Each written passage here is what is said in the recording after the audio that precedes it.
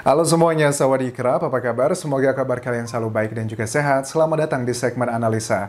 Kembali kita update mengenai kasus di Subang, Jawa Barat, dan di video kali ini topik yang aku bahas adalah mengenai isu banpol ya, atau bantuan polisi.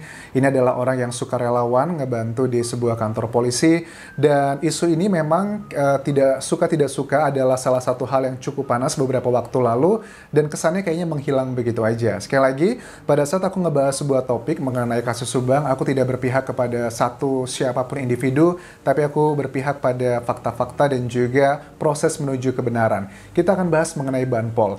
Oke, ada hal baru yang mau aku bahas di sini adalah mengenai dugaan begini ya, karena memang ini masih menjadi dugaan kan ya. Kalau ini benar menurut klaim kubu tertentu bahwa banpol tersebut melakukan framing dan sebagainya untuk saksi tertentu, itu adalah hal yang wajar ya. Kita masyarakat kayaknya terpecah menjadi dua. Ada yang percaya, ada yang tidak percaya. Oke, kita bahas satu persatu. Yang percaya dan tidak percaya, kita coba analogikakan. Ada beberapa orang yang bilang begini, Anjas kok kita nggak melihat ya tim penyidik itu melakukan klarifikasi mengenai banpol? Oke, mengenai banpol, ada dugaan bahwa tim polisi, tim penyidikan belum melakukan klarifikasi dengan banpol.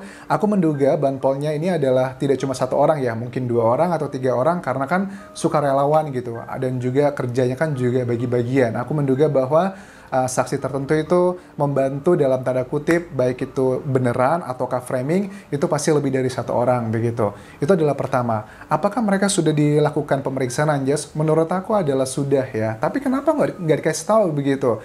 Ya hal yang wajar lah, tidak semua penyelidikan, proses penyidikan itu kan pasti disampaikan di media massa, nggak seperti itu. Tidak hanya mengenai isu banpol aja, mengenai isu sebelumnya tentang ada seseorang yang mengklaim bahwa dia itu keluar jam 3 pagi dan sebagainya, bla bla bla. Juga kan tidak ada klarifikasi di media massa, tapi aku yakin juga tim penyidik sudah melakukan pemeriksaan lebih lanjut. Karena kalau menurut aku sekarang melihat dari sisi netral ya, apapun yang dikatakan tim penyidik mengenai isu banpol atau macam-macam dan sebagainya, itu tetap di mata sebagian masyarakat tim penyidik akan salah. Karena apa? Kasus ini sudah lebih dari 100 hari dan masih belum ditemukan siapakah pelakunya. Itu masih akan tetap salah aja. Jadi menurut aku keputusan tim penyidik untuk tidak berbicara mengklarifikasi setiap proses-proses ini adalah langkah yang bijaksana. Mereka sepertinya punya telinga yang tebal pada saat dikritik A, B, C, D oleh netizen mungkin atau orang-orang tertentu.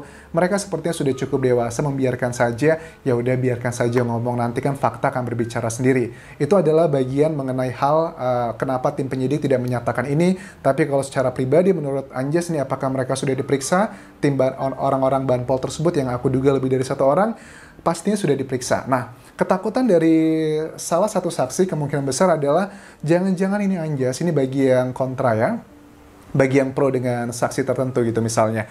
Jangan-jangan Anjas takutnya adalah memang saksi ini sedang di framing nih karena ditemukan sidik jari atau DNA di sana. Itu adalah hal-hal yang cukup memberatkan.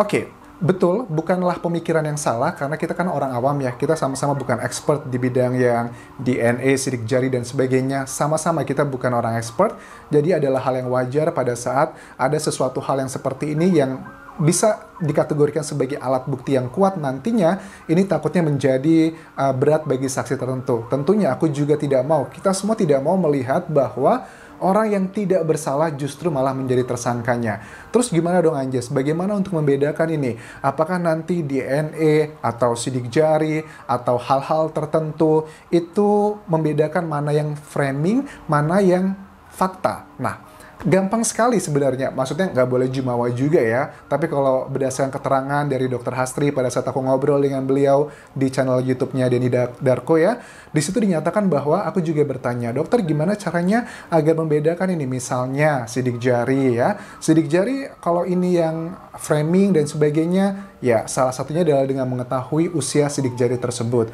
Bukankah ada sebuah channel yang pernah mengatakan bahwa dia mengambil ya dari Wikipedia, sumber yang semua orang bisa menulis di sana, dikatakan ada usia sidik jari yang sudah lebih dari 2000-an tahun.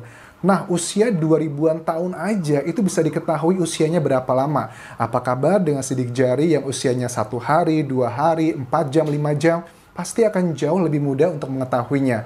Terus Anjas, kalau sudah diketahui usia sidik jarinya 6 jam, 7 jam, kan itu tidak mengatakan data apapun. Betul, makanya dibutuhkan alat bukti yang lainnya. Mungkin ada keterangan waktu kematian, ada CCTV, ada sebagainya, diintegrasikan. Jadi semua data-data atau barang bukti atau alat bukti yang ada di lapangan terkait dengan kasus ini tidak bisa berdiri sendiri, harus diklarifikasi. Atau bahkan pun juga sama, aku melihat kecenderungan bahwa di awal-awal kasus ini muncul, ada sebagian saksi ya yang cenderung menuduh A, B, C, D ke orang-orang tertentu, tapi polisi tidak percaya begitu aja. Pada saat misalnya begini, aku sebagai salah satu saksi, aku menuduh saksi B adalah pelakunya dan saksi C.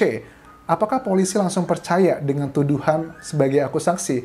Tentunya tidak seperti itu. Pasti mereka juga melakukan cross-check. Seandainya begini, aku saksi ya, salah satunya aku menuduh saksi A dan B itu adalah yang terlibat, emang ada keterangannya seperti apa? Digali dulu jam berapa? Kemudian dari keterangan saksi yang kita nyatakan dalam BAP atau berita acara pemeriksaan akan di cross check nih dengan CCTV, dengan jejak-jejak digital atau jejak dari tubuh di sana apakah ada atau tidak. Kemudian ditemukan dengan beberapa saksi lainnya apakah match atau tidak.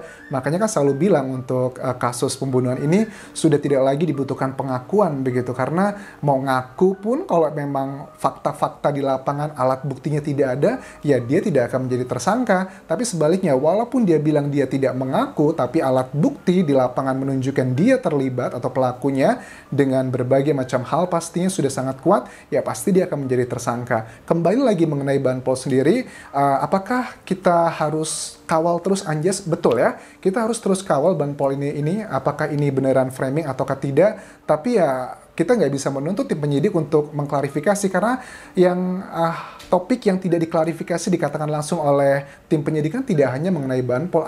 Banyak isu-isu lainnya yang aku sebutkan, salah satunya tadi adalah mengenai keterangan saksi yang ada klaim dia keluar jam 3 pagi dan sebagainya, tapi juga tim penyidik diem-diem aja. Ini artinya kita temukan adalah konsistensi ya, tidak hanya untuk topik-topik tertentu tim penyidik ngomong, tapi topik ini nggak mau ngomong, enggak, tapi semuanya isu-isu yang selama proses untuk penyidikan memang aku lihat konsistensi dari tim penyidik ya, itu tidak mengklarifikasi. Seperti aku bilang di awal tadi, mau ngomong apapun klarifikasi, kalau belum ada tersangkanya tetap sebagian masyarakat masih akan terus mempertanyakan kinerja dari tim penyidik.